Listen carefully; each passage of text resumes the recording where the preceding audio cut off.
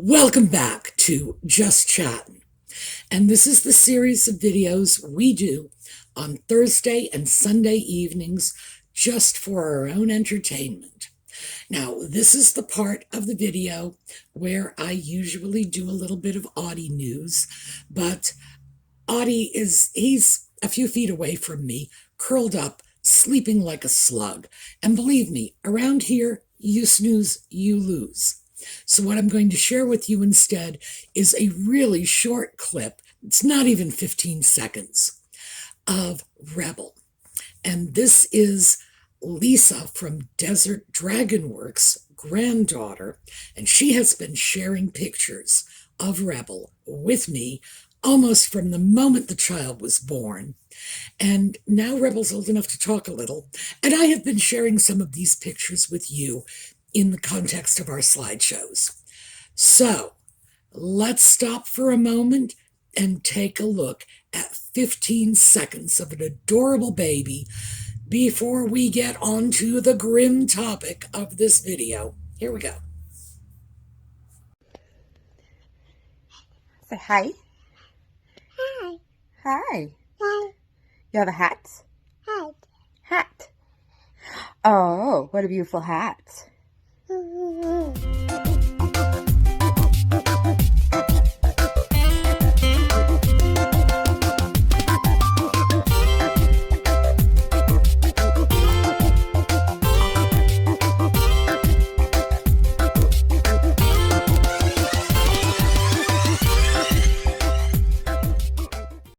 So I thought what we would talk about today is nutmegs gaslighting.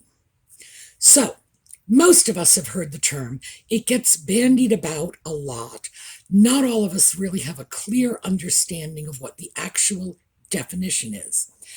We have gone on into this on a past video, but gaslighting is a term that comes from a 1944 Ingrid Bergman movie. If you haven't seen the movie, give it a try.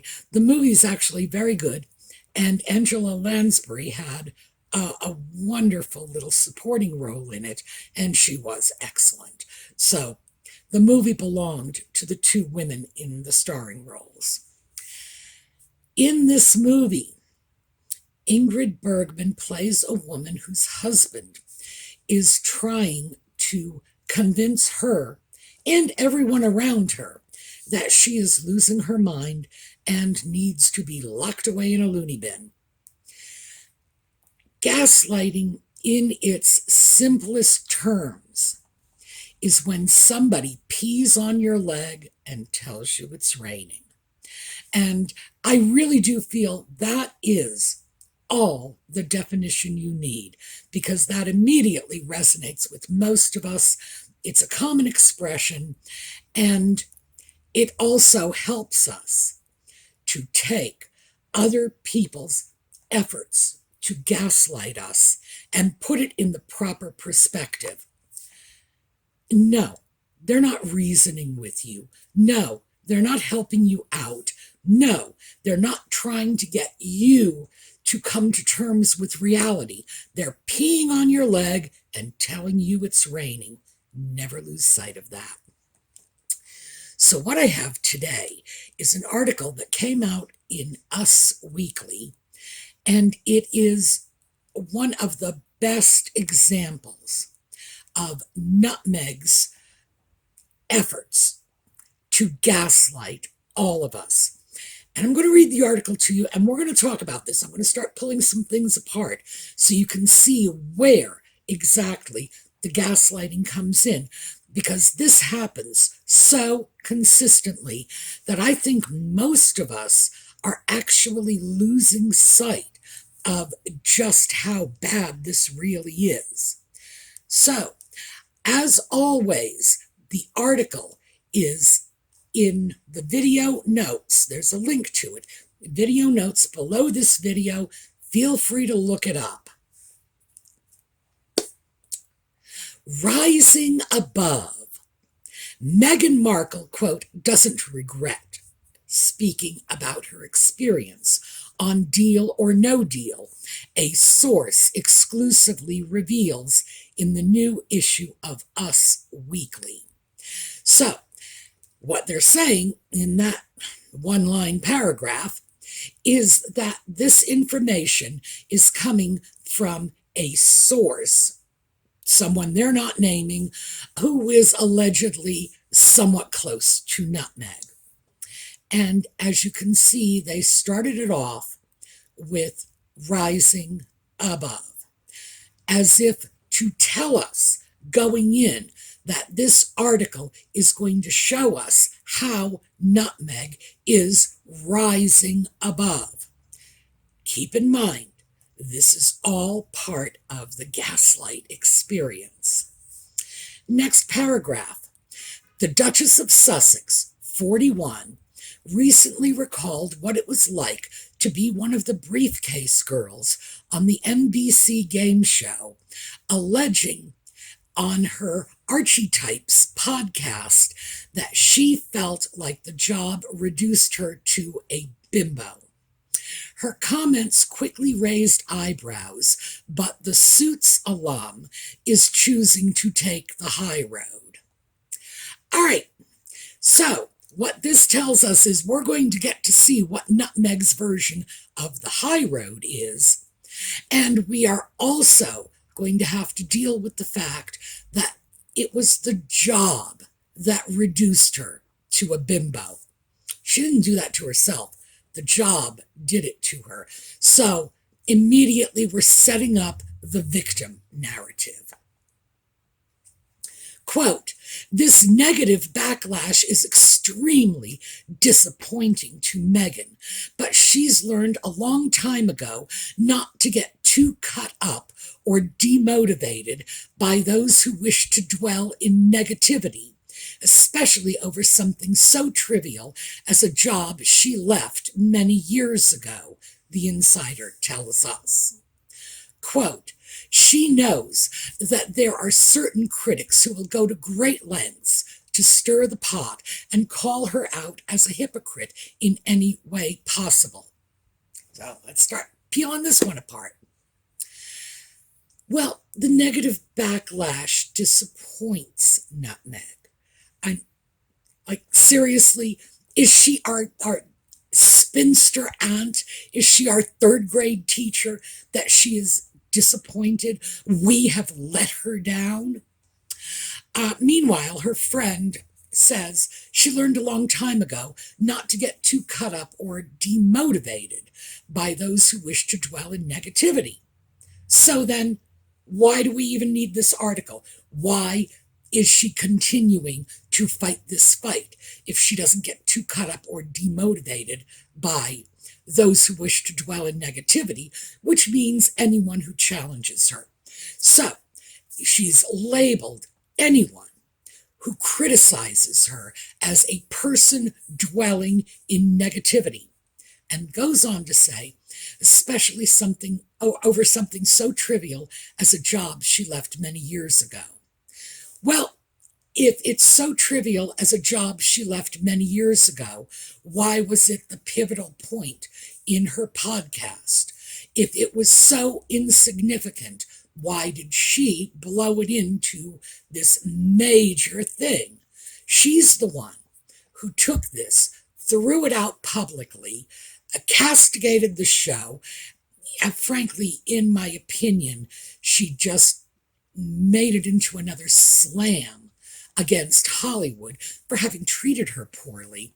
She's the one who made the mountain out of this molehill, and now, in typical gaslight fashion, we, those of us who are criticizing this, are the ones who are making a big deal and dwelling in negativity because it's so trivial. When she says that there are certain critics who will go to great lengths to call her out as a hypocrite in any way possible,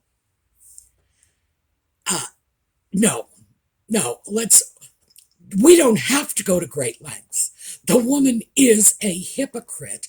Virtually everything she says or does demonstrates this. no lengths to go to. It's almost like you open your front door and, the rain just comes pouring in. I gotta tell you, doing videos critical of nutmeg is absolutely the easiest job I have ever had in my entire life. She just practically spoon feeds me material, not just occasionally, but several times a week.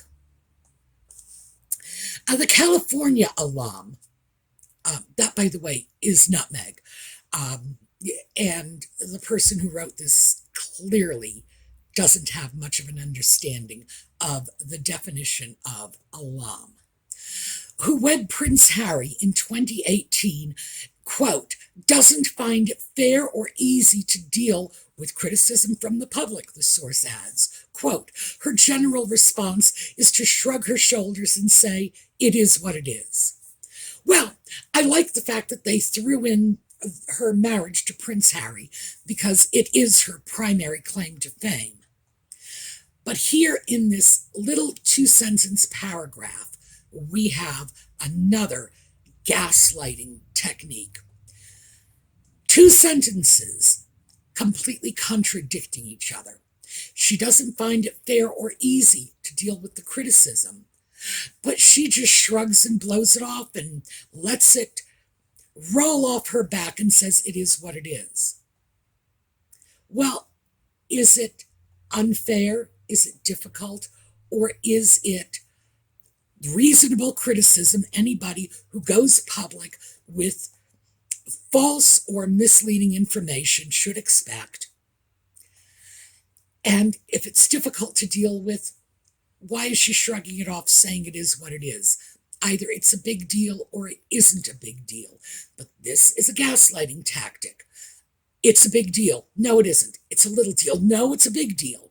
And they will go back and forth like this to redefine the narrative as it suits their whim. And that can change, as it has in this particular paragraph, literally in seconds. Per the insider, the bench author, quote, has said what she wanted to say about the topic and wouldn't take it back. Quote, she's moved on and hopes others can now do the same, the source tells us. Well, yeah, of course she's moved on. She does not want to stay in that arena where she has to defend the remarks she made that the public is rightly calling her on.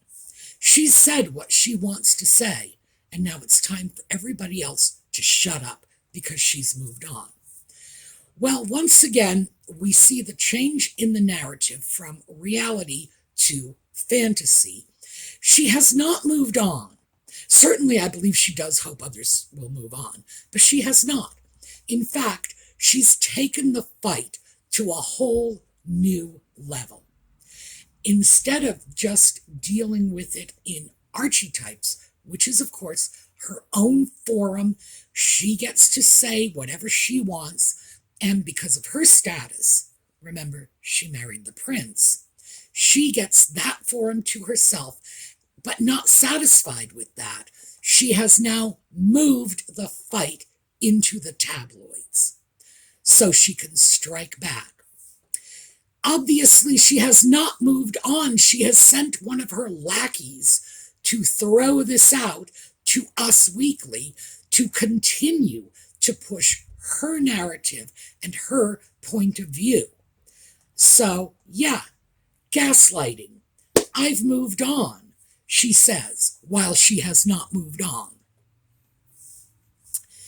Meghan worked on Deal or No Deal from 2006 to 2007 before landing the role of Rachel Zane on Suits. During the October 18th episode of her podcast, The Activist remembered being, quote, lined up backstage before filming began. All right, well, we need to deal with this too because they have referred to her as a California alum, a bench author, an activist. wife of Harry, Duchess of Sussex. It's almost as if they have gone into Nutmeg's own playbook and pulled out every title she wants them to use. If I didn't know better, I would say she wrote this, but as sad as this is for the author of this article, even Nutmeg could have done a better job. Now, let's talk about being lined up backstage before filming. Interesting choice of words. By the way, word choice is very important in gaslighting. And some word choices bring very negative images to mind. In this case, the activist remembered being, quote, lined up backstage before filming. When somebody says lined up, that sounds hostile, it sounds punitive, it sounds demeaning, it sounds like being lined up in front of a firing squad. However, for anyone who has any experience in the theater, everyone is lined up backstage. Helen freaking Hayes would have been lined up backstage. Game shows are based on that theatrical stage plan in terms of the physical setup of the set. They have the stage, they have the wings left and right, and people come in from the wings usually, and they are always lined up.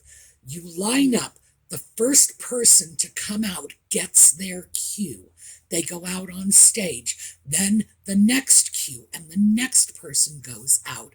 The star of the Broadway show is going to be lined up waiting for his or her cue to make an entrance. This is not punitive. This is not hostile. This is simply the way theater works. Anyone who has had even the least experience with this knows this is what happens. And as I say, even the star, Helen Hayes, would have heard her cue. She would have walked out. The audience would have stood up and applauded, and she would have gotten this standing ovation just for being there. And still, she would have had to line up to await her cue to go on stage. It's just the mechanics of working in a stage setting. Nutmeg, of course, wouldn't know that. So, quote, there were different stations for having your lashes put on, or extensions put in, or the padding in your bra, she recalled. Quote, when I look back at the time, I'll never forget this one detail. There was a woman who ran the show, and she'd be there backstage, and I can still hear her. She'd go, Markle, suck it in. Well, actually, what Nutmeg said was Markel, which is not spelled the same way. Markel, suck it in. Now, what we have here is an assertion that she has made that has, in fact, been challenged by others, and that is this padding the bra.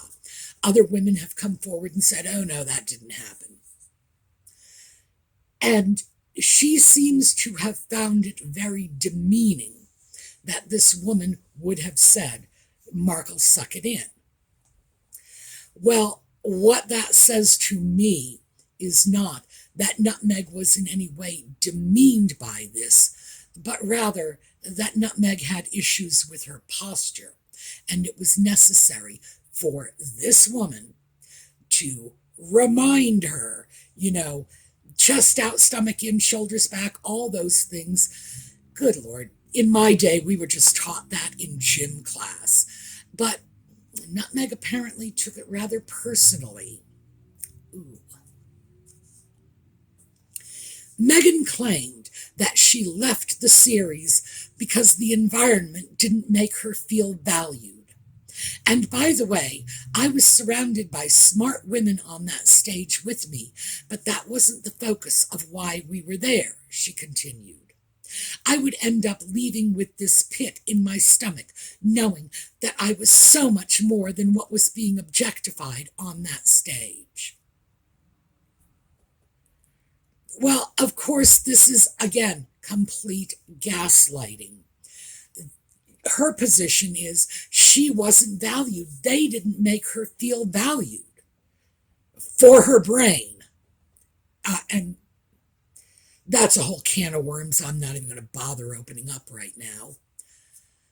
Regardless, why would she have been valued for her brain when, in fact, the job was being a model? And models are hired on the basis of their looks, their personality, their ability to smile, and their ease in front of a camera, not their ability to do calculus. No. But instead of looking at this in the context that we should all look at this in, which is she had crazy expectations that no sane person would have, that she was going to go on, be, a TNA model, basically, and they were going to value her for her intellect, which is just probably one of the more bizarre expectations, even for Nutmeg. And we are supposed to sympathize with her because she wasn't made to feel special. Poor thing. So we go on. Real Housewives of Atlanta alum Claudia Jordan later came forward to share her own experience and to offer, quote, clarity on Meghan's perspective. Quote, deal or no deal never treated us like bimbos. We got so many opportunities because of that show. The couple's retreat star, 49, wrote via Instagram on October 18, adding that she, quote, didn't want any misunderstanding about the climate and environment on the Deal or No Deal set. So, it's very clear that even though Nutmeg is asserting they made her feel like a bimbo, and we all know nobody made her feel like a bimbo. She left that show, and we don't know if she quit or they got rid of her. She asserts she quit, but time will tell. Sooner or later, these things sort of sift out. The fact is that when she left, as of 2007, when she was, for whatever reason, no longer on this show, she was not doing Shakespeare. She was not doing, Emmy-nominated dramas. No. She was doing sex scenes. She was snorting drugs. She was doing,